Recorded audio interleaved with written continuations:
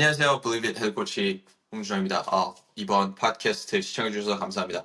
이번에는 주제가 세 가지를 다룰 건데, 첫 번째는 스트렝스랑 인듀런스 그 두 개의 차이와 어떤 게 이제 크로스핏 스포츠에서 더 중요한가에 대해서 얘기 나눠보도록 하고, 그 다음에 카디오 향상에 이제 런이 엄청나게 효과적인 이유, 그리고 게임즈 선수들이 이제 시즌을 준비하면서 런을 엄청나게 많이 하고 있는데, 그렇게 그런 방식이 있고 그렇게 그런 철학이 있는 이유에 대해서 한번 이야기 나눠보도록 하고, 그리고 마지막으로 선수로서 그리고 코치로서 보면 좋은 유튜브 어, 계정들이나 인스타 계정들에 대해서 한번 이야기 나눠보도록 하겠습니다. 그래서 일단 첫 번째 스트렝스 또는 인듀런스 이 두 가지의 기능이 있는데, 저희가 짐내스틱을 뺀 이유는 크로스핏에서 특히 한국에서 가장 크게 약점으로 보이는 게 짐내스틱보다는 스트렝스랑 인듀런스였던 것 같습니다. 그래서 그 두 개 중에서 어떤 게 더 훈련하면서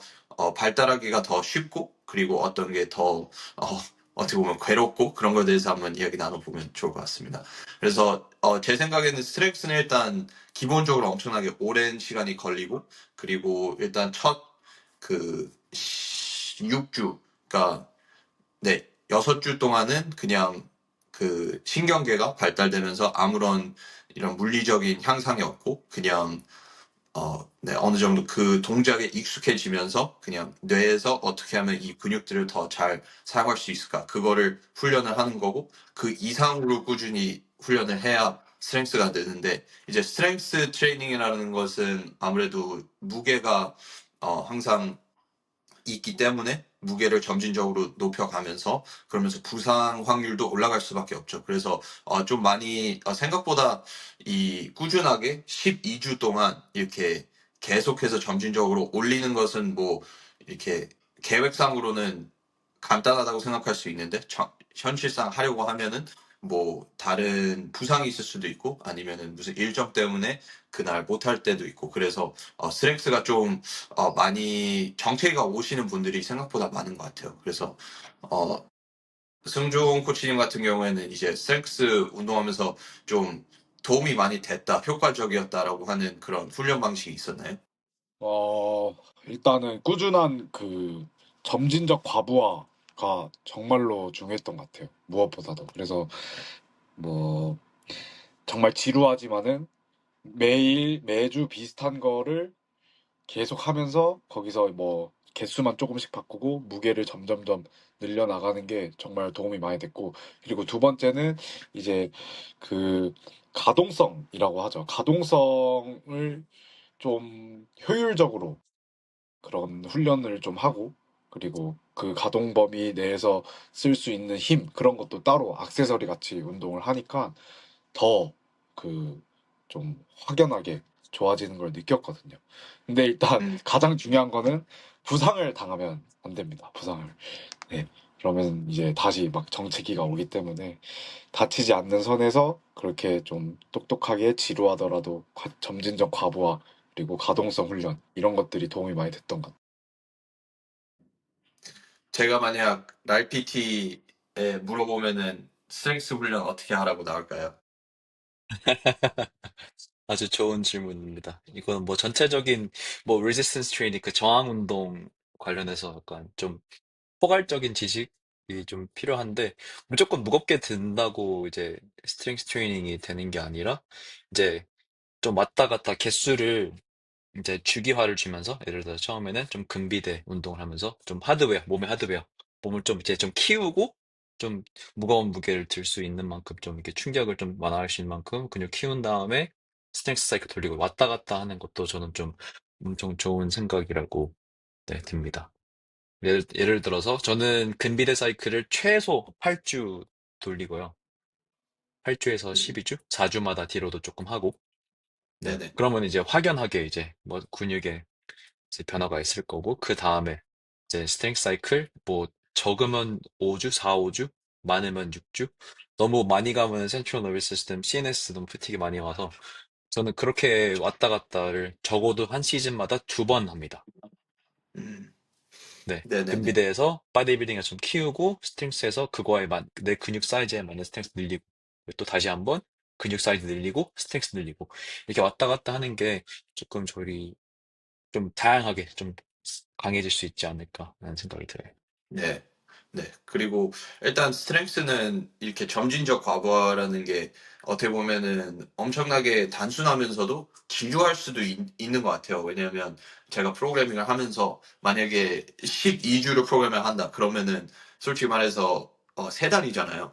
그 3달을 프로그램하면서 이게 처음부터 RP가 너무 높게 설정을 해 놓으면은 더 이상 이 올라갈 수가 없기 때문에 한 음, 3주에서 5주 정도면은 그냥 그게 벽을 치고 거기서 실패가 올 수가 있거든요. 그래서 스트렝스는 이제 프로그램하면서 두 가지가 있습니다. 하나는 이제 어느 정도 RP로 중량을 계속 조금씩 늘려가는 훈련이 있고 아니면은 좀 볼륨적으로 가서 오히려 세트 수를 올리거나 아니면은 횟 수를 올리거나 그렇게 하는 방식이 있는데 크로스핏에서는 제가 이렇게 중량만 이렇게 올리는 것보다는 오히려 저는 세트 수를 올리거나 아니면 횟수를 올리는 게 더 효과적이라고 음, 생각하는 게 그렇게 하면은 볼륨을 쌓을 수 있고 그렇게 해서 네, 뭐 바벨 사이클링에도 도움이 많이 될 수 있고 그리고 음, 크로스핏 형식에서는 이제 바벨 배터리라는 이제 카디오랑 스트렝스랑 같이 복합해가지고 사용하는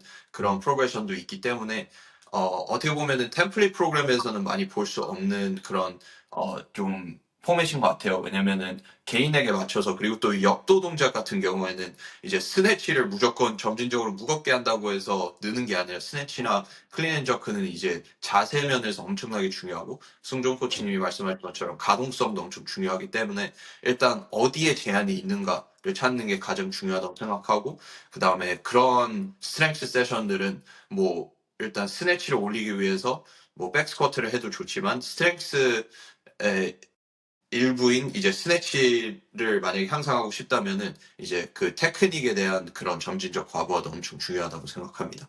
네.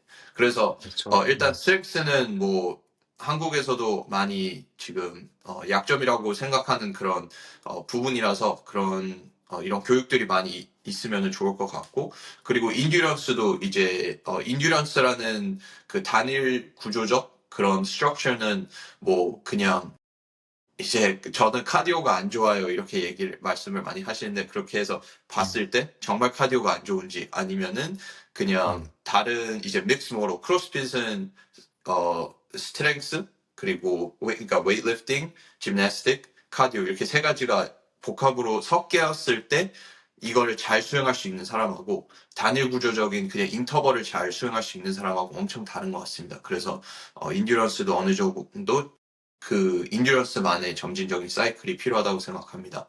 근데 승조 씨님은 스트렝스나 인듀런스 둘 중에 하나 그냥 세계 세계 탑 10 안에 들 수 있다고 하면은 어떤 능력을 선택하실 건가요? 참 어려운데 일단 뭐 크로스핏 선수로 예를 딱 들면은 스트렝스를 선택하면 지금 우리 메이엠에 있는 그 기말 히어로스가 딱 떠오르고 인듀런스라고 하면은 이제 뭐 대부분의 크로스핏 선수들이 좀 게임즈 선수들이 떠오르긴 하잖아요. 제임스 그래서 브레이크. 그쵸 그쵸 제임스 제임스 브레이크. 스프레이, 네. 아니면 뭐 제이슨 어, 하퍼, 그렇죠. 뭐 살리 페퍼. 옐레 후스테가 가장 네, 독보적인 예인 것 같아요. 네. 와 근데 그 사람들이 좋아하는 거 그리고 주목을 받는 거는 그 스트렝스 쪽이 좀 더 가깝더라고요. 그래서 근데 저는 그래도 인듀런스를 선택하겠습니다. 네. 그 역시 능력이 높아야 확실히 더 게임즈에 갈 확률이 높아지기 때문에 네, 네네. 맞습니다. 저도 그렇게 생각하고 그래서 기도 이제 아무리 뭐 크로스핏 세계에서 가장 강력한 선수라고 볼 수 있지만 게임즈를 항상 가지는 못하는 것 같습니다. 그게 보장이 되지 않는 이유가 뭐 원RM이 음, 강하거나 바벨 사이클링이 강해도 그리고 인듀런스가 없으면은 네, 이렇게 장기적으로 오래 가지 못하기 때문에 네, 저도 인듀런스가 조금 이제 중요해지고 있다고 생각합니다. 이제 카스트로가 프로그래밍을 하면서 조금 더 그 예전에 있던 그런 전형적인 크로스핏 스타일 와드들이 더 많이 나오고 있는 것 같습니다. 음. 랄프 코치님은 제가, 네. 어떤 거 선택하십니까? 저는 이제 제 약점인 인디어런스를 선택하고 싶어요. 네. 인듀런스가 약점이에요? 네, 저는 인듀런스가 약점이에요. 뭐 저는 뭐 저는 의외네요. 백스쿼트 뭐 백스쿼트 445, 데드리프트 535 뭐 아, 이렇게 하는데 인듀런스는 그냥 뭐 한 세트 하면 끝. 어? 네. 그래서 제가 이것저것 좀 공유하고 싶은 게 있어가지고 몇 가지 적어놨는데 그 일단 그 네네네. 부상 방지 위해서는 이 RP를 잘 지키는 게 좋다고 이제 말씀하셨잖아요. 근데 이제 경험이 많이 없는 선수들은 RP가 진짜 뭘까? 맨날 RP 7로 적어놓는데 무조건 막 ORM으로 해버리고 막 그러잖아요. 그래서 네네, 이제 그쵸. RP도 있지만 그 RIR이라는 개념도 쓰면 좋을 것 같거든요. 이제 RIR이 Reps and Reserve라는 약자인데, 그러니까 내가 이 세트를 하고 몇 개를 더 할 수 있냐인 거예요. 네. 그래서 이건 뭐 항상 정해져 있지 않지만 10, RP 10이 이제 난 더 이상 할 수 없었거든요. 그래서 예를 들어서 RP 10은 RIR 0이에요. 네. 네. 그러면은 그러면은 RP 9는 대개로 RIR 1이 되는 거죠. 그쵸. 네. 네. 그래서 주로 저희가 이제 스트렝 트레이닝 할 때는 뭐 RP 뭐 7, 8 정도 하잖아요. 그쵸. 네. 그 네. 정도가 이제 딱 올바른 강도로 해서 그러면 RIR 2 아니면 3이다. 그렇게 생각하시면은 이 RP에 대한 좀 개념이 조금 더 좀 경험이 없는 네네. 선수분들한테는 자기 객관화가 좀 안 된 선수분들한테는 좀 더 좀 유용하지 않을까라고 생각했고요. 그리고 볼륨이랑 강도 이거 조절하는 거에 대해서 이제 조시 코치님이 언급하셨는데 이게 뭐 체조를 좀 언급하자면 스트렝스랑 체조랑은 약간 시즌이 가면 갈수록 좀 반대로 돼야 된다 생각해요. 예를 들어서 스트렝스는 제가 음, 말했듯이 시즌 처음에는 강도 낮고 볼륨 많이. 네. 그러니까 네네네. 조금 몸 키우면서 이렇게 해야 되고 체조는 오히려 자세 위주로 처음 시작해서 볼륨 적게. 하지만 시즌 가면 갈수록 그쵸. 체조는 저는 그냥 볼륨이 많아져야 된다 생각하거든요. 그리고 스트렝스는 오히려 무게는 늘고 볼륨 좀 작고. 그러니까 반대로 좀 가면은 예, 좀 충분히 좋을 거라 생각하고 그리고 이제 인듀어런스 근지구력 훈련할 때는 세트당 볼륨은 최소 15회 이상 갖고 가는 거 좋고 쉬는 시간은 30초 미만으로 이렇게 갖고 가시는 것도 저는 좀 추천 드립니다. 네, 네. 이렇게 아주 좋은 뭐 도움 됐으면은 지식들입니다. 네네네 네, 네. 네, 네. 제 생각에는 일단 인듀런스가 어떻게 보면 스트렝스보다 더 빠르게 개선할 수 있는 능력이라고 저는 생각을 하는데 이게 인듀런스가 올라가지 않는 이유는 좀 확실한 것 같아요. 너무 고통스럽다. 음, 아, 그것도 있는 것 같아요.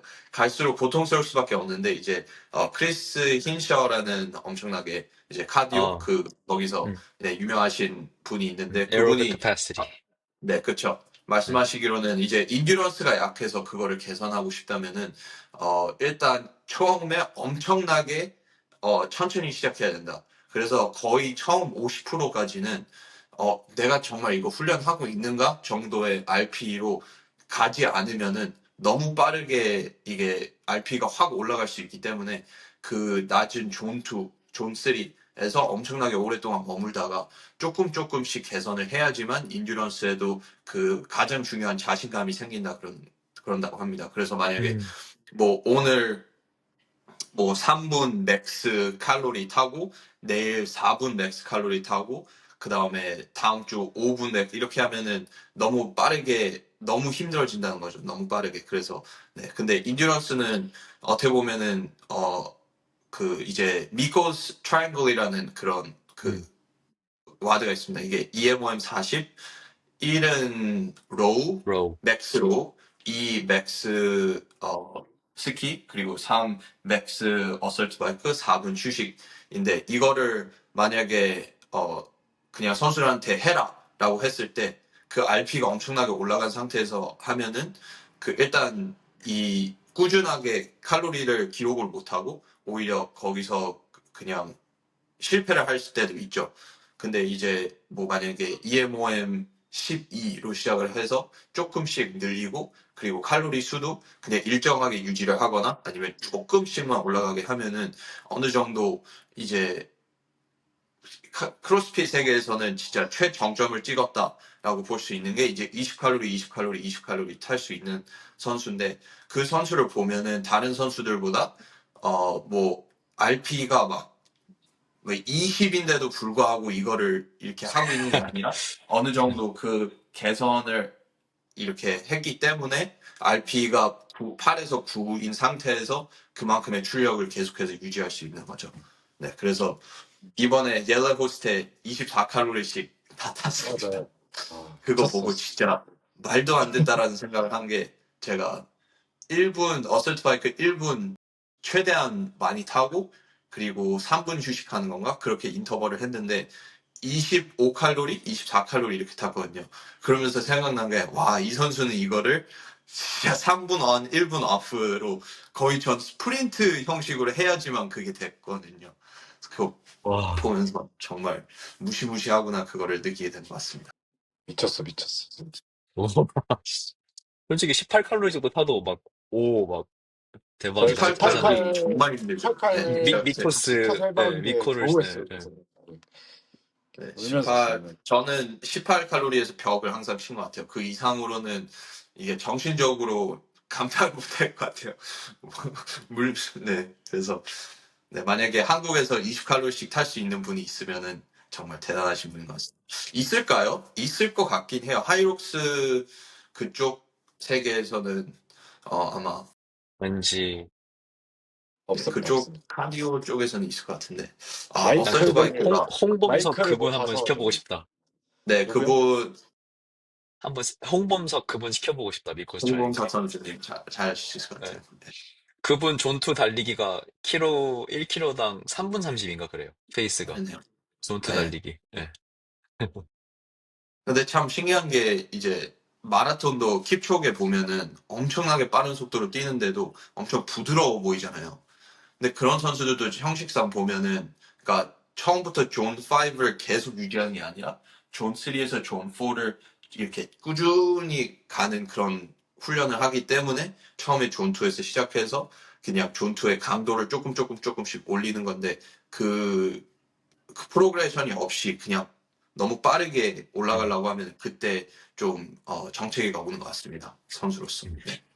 음, 네, 그래서 맞아요. 일단 두 번째 주제는 이제 그래서 지금 음, 런 얘기하면서 음, 좀 좋은 음, 주제로 넘어가는 것 같은데 이제 카디오 향상에서 벤 버저런이 얘기를 한 게 런만큼 효과적인 건 없다라는 이야기를 한 적이 있어요. 그리고 현실상 지금 게임즈를 훈련을 하면서 달른 페퍼 같은 경우에는 작년에 스프레가한테 왜 졌냐라고 그 인터뷰를 봤을 때, 이 달리기 그 능력이 떨어져서 졌다라고 이야기를 했었거든요. 그래서 뭐 게임즈는 일단 그때 런이 엄청나게 많았던 그런 포맷이었기 때문에 그만큼 런이 중요한 것 같고, 근데 그거는 게임즈에서는 항상 런이 엄청나게 중요했다고 생각합니다. 근데 이제 기능성으로 봤을 때도 로잉이나 어설트 바이크와 다르게 런은 항상 뭐 인간으로서 엄청나게 기능적인 그런 능력이라고 생각을 하고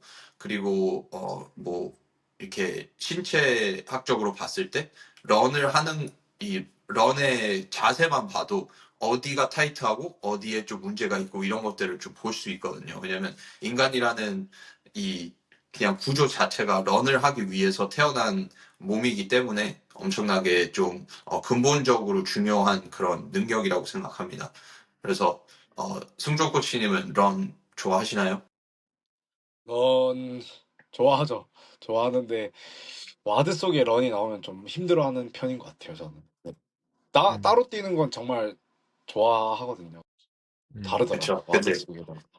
와드에 음, 섞여 있을 때 엄청 힘들 수밖에 없는 게 이게 다른 어 다른 머신에 비해서 이제 만약에 엄청나게 단순하게 그 처음 세미파이널 와드 클린 앤 저크 그리고 런 그 포맷을 봤을 때 일단 런에서 어느 정도 출력을 유지하면서 그러니까 회복을 할 수 있는 능력이 있어야 되거든요. 근데 그 능력이 만약에 떨어진다고 하면은 그러면 클린 앤 저크에서 엄청 힘든데 거기서 심박수가 유지가 되거나 아니면 오히려 올라갈 수밖에 없다는 거죠. 그래서 그 피트니스의 벽을 뚫기 위해서는 어느 정도 런을 효율적으로 하면서 진짜 그 홍범상 선수님처럼 이렇게 존투 페이스가 빠르면서도 회복을 할 수 있도록 이렇게 훈련을 하는 게 엄청 중요하다고 생각합니다. 그래서 어설트 러너를 더 좋아하시나요? 아니면 밖에서 뛰는 걸 더 좋아하시나요? 밖이 더 나은 것 같아요, 저는. 네. 그 만약에 이렇게 오르막이 있으면 아, 그래도 밖에 나는 게 그런, 좋으실까요? 그러는 순간 바로 무릎 아프긴 한데, 그런, 그래도 이게 지루하지가 않더라고요, 밖에 뛰는 게. 음, 맞아요. 여름도. 또 이제 시내를 뛰고 그러는 게 쉽지 않다는 게 엄청나게 저는 좀 안타까운 것 같아요. 왜냐면 런이 제 생각에는 모든 와드의 비중을 봤을 때 특히 한국 이제 박스 와드나 아니면 훈련을 봤을 때 런이 좀 많이 없는 것 같아요. 그 이유 때문에 이제 계단을 올라가서 뛰고 음, 내려와서 그렇게 하는 게 이제 음, 좀 민폐가 될 수도 있고 그렇기 때문에 그런 것 같은데 네, 런은 정말 중요한 것 같고 그래서 그만큼 만약 개인 프로그램을 한다면은 이제 오후 오전 세션으로 나누는 선수들 중에 이제 트랙에 가서 이제 거기서 트랙에서 그 런 이런 인터벌을 하는 것도 엄청나게 중요하다고 생각합니다. 네. 라이프 코치님은 런 좋아하시나요? 좋아하고 싶어요. 어, 네, 그래서 승종 코치님 이번 여름에도 같이 달리시죠. 네, 그래서 저는 런을 작년에 조금 도움 됐던 것 같아요. 혼자 뛰는 것보다 다 같이 모여서 뛰는 게. 저, 같이 뜁시다. 런을 향상하기 위해서는 그냥 하이록스 나가시면 돼요. 그러면 그거 아, 훈련하면서 그냥 자연적으로 런을 많이 해야 되는 것 같아요. 그래서 네. 하이록스 나가시면 될 맞아요. 것 같습니다. 네. 그리고 바드 중에 런이 이제 좀 힘든 이유도 크로스핏에서 그 포스테리어 체인을 사용한 동작들이 많잖아요. 맞아요, 네. 그렇죠. 네, 네네네. 그래서 이제 그거를 또 이제 달리면서 이거를 올바른 패턴으로 또 쓰기 위해서 좀 이게 쉽지 않은 것 같아요. 이게 러닝 메카닉이 그렇죠. 좀 많이 안 좋은 선수들은 바로 이제 허리 아플 수도 있고, 네, 평소에 그렇죠. 괜찮았는데, 맞아요, 네네네. 맞아요. 그렇죠. 네, 그래서 네, 확실히 약간 런도 배우는 게 좀 진짜 확실히 좋을 것 같습니다. 이렇게 배울 수 네, 있으면은, 네, 맞아요. 네, 네, 막 엉덩이 근육 네, 먼저 쓰면서 뭐 이제 착지를 어떻게 해야 되는지 막 또 막 다 타이핑이 있더라고요. 네, 런도 그냥 뛰면 되겠지라는 생각을 많이 할 수 있고 그리고 뭐 일단 누구나 어느 정도 뛸 수는 있는데 이게 효율적으로 뛸 수 있는 사람들은 생각보다 많이 없는 것 같아요.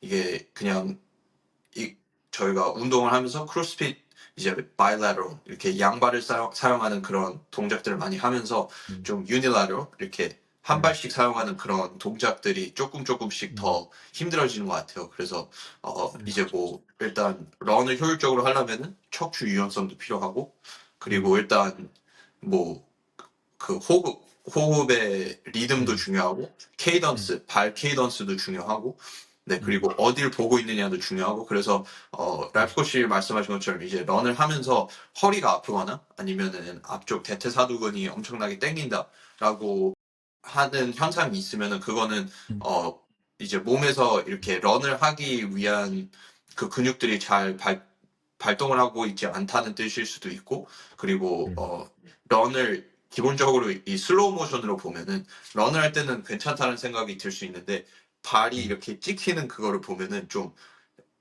엄청나게 무식하게 찍힐 때가 많습니다. 저도 내가 정말 이렇게 디디고 있나라고 할 정도로 막 이렇게 네, 맞아요. 지면을 딱 눌렀을 때 발목이 이렇게 꺾이는 사람들도 있고 이렇게 꺾이는 사람들도 있고 그리고 맞아요. 올라갈 때도 이렇게 잘 올라가고 있는가 아니면은 그냥 힐 스트라이크를 하고 있는가 이런 게 엄청나게 자세한 분석을 하면은 효율성에 엄청나게 도움이 많이 될 것 같고 그리고 미국 게임즈 선수들은 다 그렇게 훈련하고 있을 거라고 생각합니다. 맞아요. 네. 이걸 뭐, 러닝 이코노미라고도 막 그렇죠? 부른다고 네, 하더라고요. 달리기 연비? 그래서 특히 이제 승정 코치님이랑 조시 코치님 경우에는 이제 피트니스 레벨이 이미 너무 이제 올라가 있어서 사실 여기에서 이제 조금 올리는 것도 너무 힘들잖아요, 솔직히. 뭐, 이제 회원 수준이면은 조금이라도 열심히 하면 올릴 수 있지만. 근데 네, 네, 그거에 이제 하나의 또 좋은 방법은 이 러닝 이코노미를 조금 무브먼트 이코노미를 좀 올리는 것 자체가 피트니스 레벨 향상에 엄청 큰 도움이 될 수도 있다고 이제 이게 하더라고요. 특히 상위권 선수들한테. 그렇죠. 네. 네, 저도 그렇게 생각합니다. 네, 저는 호흡법에서 좀 많이 향상을 배운 것 같아요. 그러니까 런에서 특히 많이 힘들어질수록 아니면 오르막을 갈수록 호흡이 빨라지는 게 느껴지는데 음, 저는 음, 항상 호흡을 그래도 심호흡으로 항상 음, 모든 카디오 동작들을 할 때는 심호흡을 음, 하는 그런 습관을 계속 들이고 있습니다. 그게 엄청 음. 중요할 것 같고 그리고 뭐 에어웨이브도 도움이 되죠.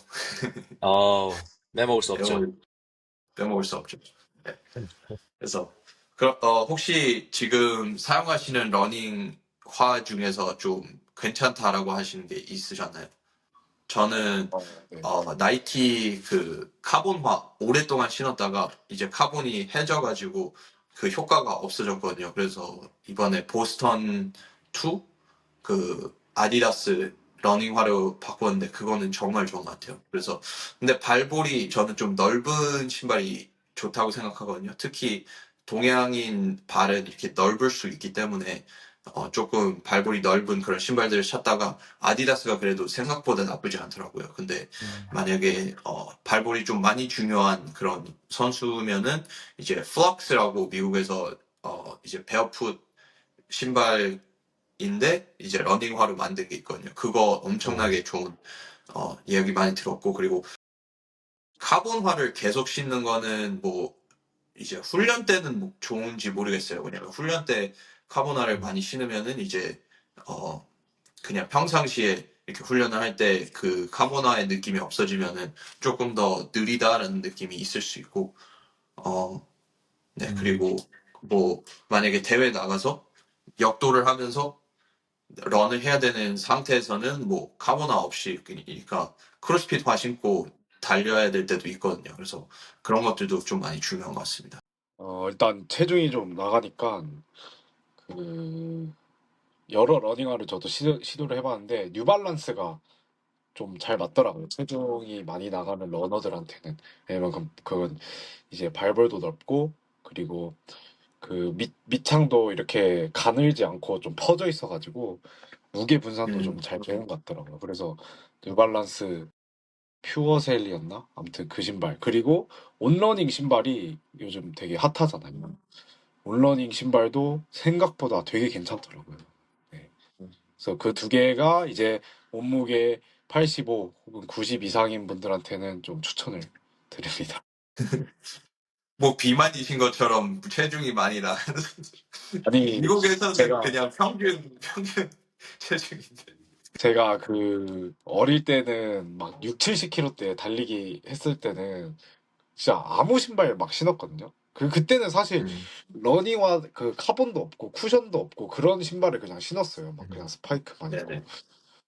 근데 네.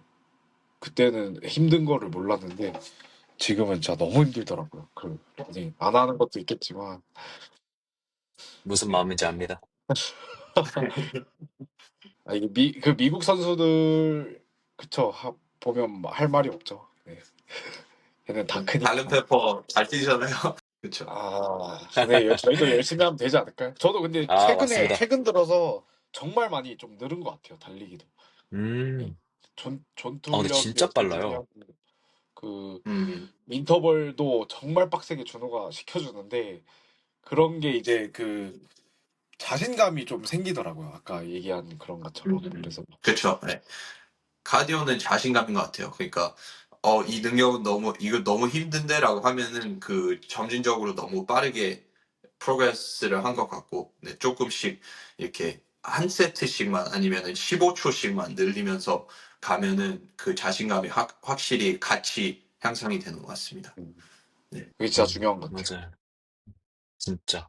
이거 저는 지루한 걸 견딜 수 있어야 돼요, 계속. 맞아요, 네, 맞아요. 맞아요. 네. 그래서 그 이번에 저는 콜튼 멀튼스랑 어스틴 헵필드 둘 다 그 게임즈를 가게 됐잖아요. 메이엠 클래식을 통해서. 근데 그 두 아, 선수들은 진짜 키가 작고 그리고 둘 다 아마 체중이 승종 코치님만큼 나갈 거예요. 제가 알기로는 90kg, 88kg 그 정도 나갈 거라고 맞아요, 맞아요. 생각하는데 그 선수들 엄청 잘 뜁니다. 잘 뛰면 안 되는 체구를 갖고 있는데도 불구하고 엄청 잘 뜁니다. 그리고 콜텐 같은 경우에는 이제 25.3 했을 음. 때 그 로어를 1500을 유지를 하더라고요. 처음이랑 마지막은 뭐 그냥 2000, 1800 이렇게 와, 땡기고 그랬는데 그 선수가 그 체구에 그만큼의 출력을 뽑을 수 있는 거는 아마 어 그러니까 콜튼이 1500을 땡길 때 일반인한테는 한 1800을 땡겨야 되는 느낌이 있을 거예요. 근데 그만큼 피트니스가 좋기 때문에 그거마저도 유지를 할 수 있는 거죠. 그래서 저는 그게 너무 신기했어요. 네, 왜냐면 로잉이 엄청나게 중요했던 것 같거든요. 25.3이. 그래서 네, 참 대단한 선수다라는 생각을 했었고 키가 조금만 컸으면은 진짜 챔피언이 되지 않았나 할 정도로 진짜 네, 탤런트가 있는 선수인 것 같습니다. 음, 콜트는 또 그 자기가 못하거나 이렇게 대회 때 실수했던 거를 집요하게 진짜 파서 훈련을 하더라고요. 코치랑 얘기를 해가지고. 얘 참 그 개인 프로그램, 마찬가지로 개인 프로그램 하고 있잖아요, 콜튼도.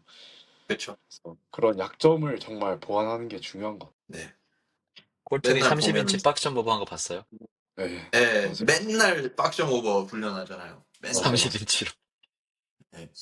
30인치랑 로프 클라임 두 개 진짜 많이 하는 것 같아요. 그게 약점이라서.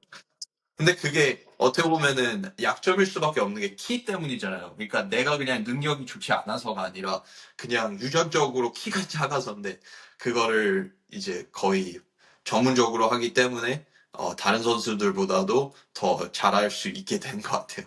그게 참 어떻게 보면 크로스핏의 근본이죠. 약점을 얼만큼 잘 보강할 수 있느냐. 그래서 음. 제가 만약 콜트 멀텐스랑 30인치 빡점 풀타임 하면 질 것 같습니다. 그게 너무 저는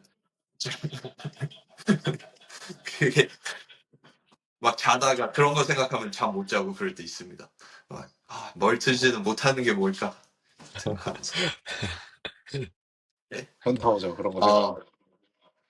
네, 그러면 마지막으로 선수로서 아니면 코치로서 보면 좋은 유튜브, 인스타 계정들 저희가 한번 이렇게 공유해 보도록 하겠습니다. 저는 일단 좀 초반에 크로스핏을 했을 때 부상이 좀 많이 왔었던 그런 시절이 있어서 그럴 때는 좀 재활 그런 쪽으로 많은 계정들을 찾아봤던 것 같아요. 그래서 그 중에 좀 유난히 도움이 많이 됐던 게 스쿼트 유니버시티라고 하는 계정이 하나가 있는데 엄청나게 유명하죠. 근데 그 계정이 왜 좋냐면 대부분 크로스핏 아니면 파워리프팅, 올림픽 그 역도 하는 선수들을 전문적으로 좀 도와주는 그런 계정이었거든요. 그래서 이제 통증이 유발을 하면은 이제 어떻게 하면은 그거를 없앨 수 있을까 보다는 왜 근본적으로 통증이 왔는가, 그 부상이 왔는가, 그거를 좀 집요하게 찾는 그런 계정인 것 같고, 네, 그냥 다른 전통적인 재활과는 조금 다른 그런, 안목이 있어서 그래서 저는 그 계정을 엄청나게 좋아했습니다. 그래서 스쿼트 유니버시티 엄청 좋은 인스타 계정이라고 생각하고, 요즘 들어서는, 좀 love hate relationship이긴 한데, 그러니까 좋아하고 싫어하고 하기도 하는데 이제 앤드류 힐러라는 계정이 지금 좀 네, 뜨고 있죠. 어떻게 보면은 인스타계 이제 악동이라고 볼 수 있는데 그 다른 선수들의 노랩들 아니면은 좀 크로스핏계에서 좀 오류들이 있으면은 그런 것들을 좀 엄청 빠르게 널리 알리는 그런 계정이라고 보시면 됩니다. 그래서 음, 그것들을 보면서 어, 다음에 더 잘해야지 하고 싶은 동기부여가 생기기도 하고 음, 조심해야지라는 동기부여가 생기기도 하고 그리고 음, 크로스핏을 전체적으로 봤을 때 조금 더 오류들을 많이 보면은 이런 것들을 좀 개선하자라고 하면서 좀 그 커뮤니티가 더 좋은 쪽으로 가긴 가는 것 같습니다. 근데 그렇게 하면서 좀 화를 많이 내는 사람들도 생기게 되고 그리고 어느 정도 좀 네거티브한 그런 에너지가 많이 있기 때문에 너무 오랫동안 머물면 좋지 않은 계정이긴 하지만 네. 그래도 도움이 전체적으로 봤을 때는 크로스핏에서 이제 그런 것들을 좀 잘 다루니까 네, 도움이 된다고 생각합니다. 승종 코치님은 어떤 계정 찾고 네. 계시나요? 지금 제가 팔로우하고 있는 계정을 한번 찾아봤는데, 일단 네. 크로스핏 관련된 그런 칼럼 같은 거를 그 잡지같이 이렇게 뭐 기사같이 정리해 놓은 그 사이트가 있거든요. 박스 라이프 음, 매거진이라고 혹시 아세요? 네. 네네네. 거기 보면은 정말 그 도움되는 칼럼들이 많아요. 크로스핏뿐만 아니라 뭐 운동에 도움되는 그런 글들이 되게 많이 나와 음, 있는데 무료로 볼 수 있고 정말 많은 정보가 있거든요. 그래서 그런 거 통해서 보고 막 최근에 봤던 거는 이제 그 뭐 매프레이저가 2만 40분 하는 이유 막 이런 거를 되게 상세하게 그 정리해 놓은 그런 것도 있더라고요. 물론 저는 2만 40분을 안 하지만 하진 않지만 아무튼 뭐 그런 게임즈 선수들이 그 훈련을 하는 이유 그런 것들이 되게 자세하게 있는 그 계정이 있고 그리고 음, 음, 저는 동기부여를 약간 스스로를 잘 못 받아요. 그래서 그 뭔가를 보면서 이런 명언 같은 걸 보면서 이렇게 많이 받는 편인데 챌린지 인사이트라고 그냥 뭐 명언 같은 것들을 좀 해놓은 것들이 있거든요. 정리해 놓은 것들. 그래서 그런 거 네네네. 보면서 동기부여도 받고 그렇게 하죠. 그리고 이제 가장 그 선수로서 갖춰야 할 자질은 이제 경쟁이잖아요. 그 컴피티션. 그래서 나의 가장 뭐 라이벌일 것 같은 사람, 나랑 가장 경쟁할 것 같은 사람의 인스타 계정도 저는 보면서 자극을 되게 많이 받거든요. 그런 사람이 이제 뭐, 뭐 안창림 선수도 있고 준호도 있고 음. 그리고 그 세스 스토벌이라고 AIM 선수 아, 아, 세스토버 알죠. 이번에 전 네, 막 네, 이번에 신디켓 합격했죠. 맞죠. 아니 잘하더라고요. 같이 옛날에 훈련하지 않았나요? 메이엄 같이 있었을 때? 매일 했었고 그렇게 막 잘하지 못했어요. 그때는 저랑 비슷했던 것 같은데 와 이제는 아예 좀 넘사벽이 됐더라고요. 그래서 네, 이 친구 보면서 되게 자극을 많이 얻으려고 하죠. 이 친구는 또 그 캠퍼밴에서 자면서 활동하지 않았나요? 그때는 그랬고 지금은 아마 안 그럴 거예요. 근데 이 지금은, 네, 친구 그 맨날 그 반스 신고만 하거든요. 그래서 그렇죠. 지금도 반스 신고 있는 것 같은데. 네. 네. 그 메이엠 중계에서도 이 새끼 반스만 신는다고 막 그런 얘기까지 하는데 아무튼 멋있어요. 멋있고 되게 꾸준히 하고 정말 모든 걸 다 바쳐서 하더라고. 그냥 여기 체육관에서 살면서 청소일 하면서 지금은 뭐 다른 알바 같은 거 하면서 운동만 네. 하더라고. 근데 몸 세스 진짜 소버, 크네요. 네. 신디켓에서 그 작년에 파이널 이벤트 봤는데 정말 저는 가치관이 거의 무너질 정도로 이 친구가 뭘 했냐면 100파운드 런지가 있었잖아요. 마지막에. 그 런지를 이렇게 한 12피트? 한 3미터? 4미터를 갔어요. 근데 저지가 뒤에서 노랩이라고 테이프 밟았다고 다시 가라 그런 거예요. 그래서 이걸 잡고 다시 돌아가서 처음에서 시작을 해서 언브로큰으로 끝까지 가더라고요. 그래서 그걸 보면서 와 그거는 진짜 쉽지 않은데 그걸 하는 걸 보고 저는 진짜 깜짝 놀랐어요. 이 선수. 그러니까 그 그립 스트렝스가 엄청나게 강한 것 같아요. 이 선수가. 그 있을 때 한 가지 웃겼던 점이 뭐냐면 거기 있는 친구들이 주서라고 놀리더라고요. 근데 저는 그 뜻이 무슨 뜻인지 몰랐어요. 주서라고 했는데 뭐 네 아시잖아요. 두 분은 무슨 뜻인지. 네네. 네, 뭐 그런 의심도 받긴 하는데 아무튼 음. 그래도 열심히 하더라고요. 근데 왠지 그냥 내리 같은데. 그쵸, 그쵸. 네. 근데 그거는 확실한 것 같아요. 엄청나게 피트니스를 그냥 계속 꾸준하게 오래 맞아요, 맞아요. 해가지고 확실히 네, 엄청나게 잘해진 건 맞는 것 같아요. 한 2년, 음. 3년 안에 엄청나게 잘해지게 된 거. 근데 크로스핏계에서도 좀 그런 얘기들이 있어요. 코치들 중에서도 만약에 게임즈가 정말 절실하다라고 생각을 하면은 한 음. 그 투 세션씩 진짜 처음부터 이제 시작을 해서 거의 크리니 수준에서 한 음. 4년 동안 엄청 꾸준하게 하면은 4년째 되는 날에 이제 게임즈를 갈 수 있는가 없는가에 대한 그런 가능성이 그때 열린다고 하네요. 그래서 뭐 거기서 이제 뭐 계속해서 하면은 더 향상을 하면은 게임즈를 가게 되는 선수들도 있고 아니면은 4년을 하고 나서 좀 나는 게임즈와 좀 아직 멀다라고 그 결정이 4년째 되는 날에 많이 나타난다고 하네요. 근데 그게 얼만큼 진실인지는 모르겠는데 그런 이야기들이 있습니다. 저는 또 왓사이언스 좋아하는데 근데 이 연구 결과들이 다 좀 샘플 사이즈가 작기 때문에 어, 확실하진 않은 것 같아요. 그리고 이 친구들은 아무래도 이 프로그램을 팔기 때문에 그런 쪽으로 좀 그 바이어스가 있는 것 같아요. 그래서 뭐 맞아요. 좀 네, 페이지들이 이제 보면은 진짜인가라고 하는 것들을 보면은 뭐 연구를 하긴 했는데 근데 연구를 정말 이제 샘플 사이징이랑 뭐 어떻게 했느냐 그거를 제대로 보면은 좀 이게 정확하지 않을 때가 조금 있긴 한데 그래도 도움이 조금 되는 그런 페이지인 것 같습니다.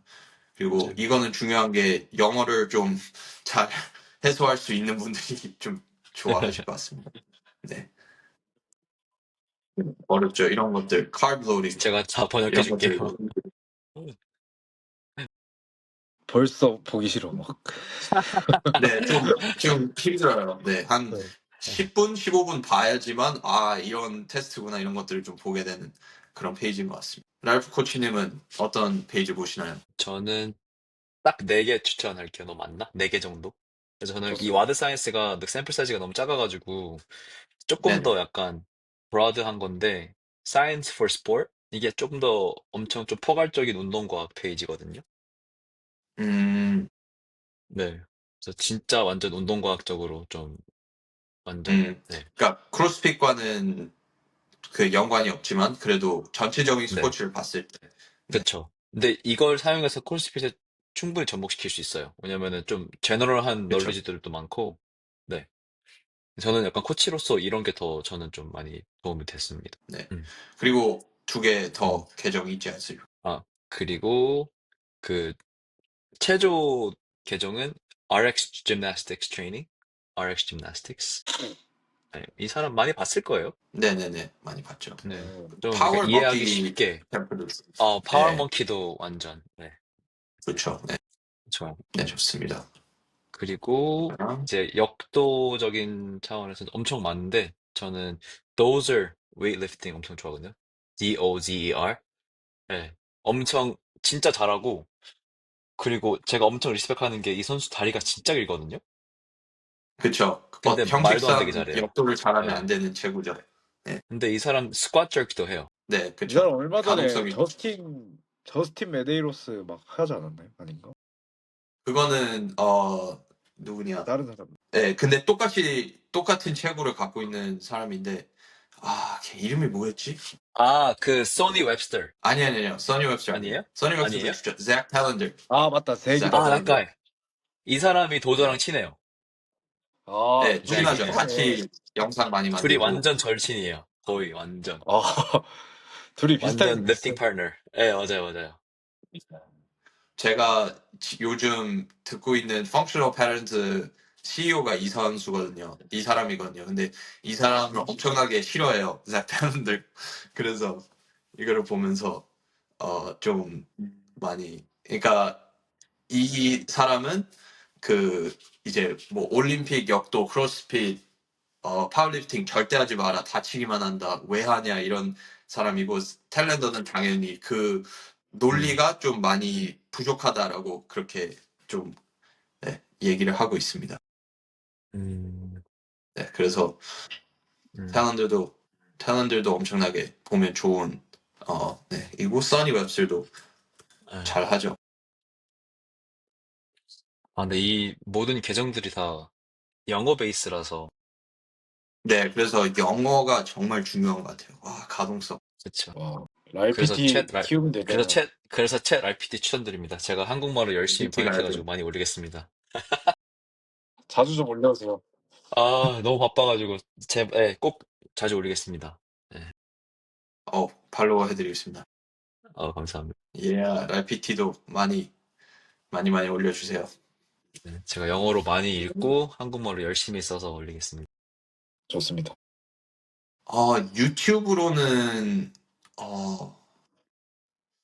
유튜브는 근데 좀 영어로 돼 있으면은 이게 습득하기가 쉽지 않아서 네. 한국 시청자분들에게는 그리고 저는 유튜브를 비즈니스 그쪽으로 좀 많이 보는데 이제 코칭 이런 것들은 오히려 음, 인스타로 많이 습득하는 것 같습니다. 뭐 만약에 굳이 뽑자라고 하면은 예전에 버저런 팟캐스트 그런 것들 많이 봤었고 벤 버저런 음, 팟캐스팅 들었었고 뭐 크로스핏 세계에서는 이제 그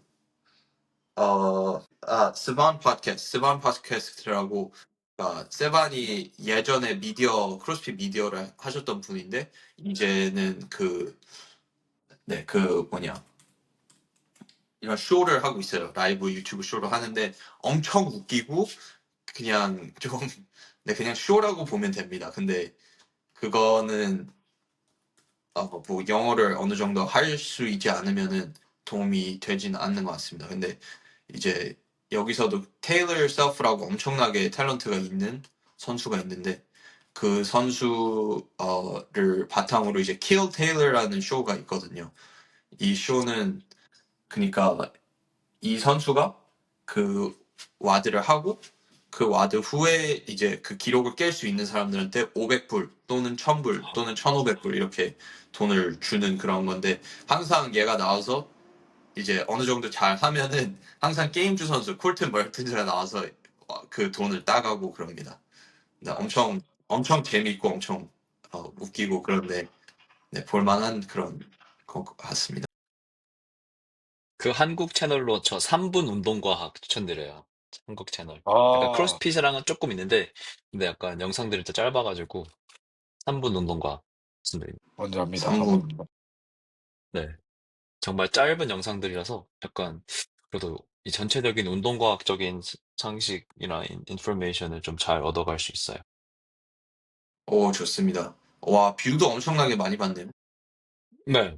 네. 알겠습니다. 네, 좋은 페이지인 것 같습니다. 혹시 동기부여 그런 유튜브 보시나요? 혹시? 저는 그런 것 좀 많이 보거든요. 저는, 근데 이것도 또 영어라서. 그쵸? 저는 가긴스 엄청 좋아하거든요. 그래서 가긴스는 뭐, 넘버 원이죠. 가긴스 좋죠.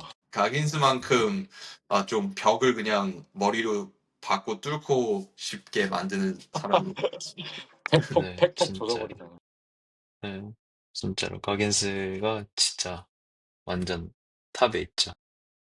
그래서 이번에 또 그 빌리비 프로그래밍 하면서 어, 이런 동기부여가 되는 클립들을 한국어로 변형을 해가지고 그렇게 올리는 프로그램을 음, 지금 프로젝트를 하고 있습니다. 그래서 그렇게 해서 나오면은 가겐즈도 한국어로 어느 정도 소화할 수 있게끔 만들어 보는 게 목표입니다. 네, 알겠습니다. 그러면 이번 팟캐스트는 여기까지 하도록 하고 엄청나게 많은 정보들을 이렇게 이야기들을 나눴기 때문에 도움이 됐으면 좋겠고 다음 주에 뵙도록 하겠습니다.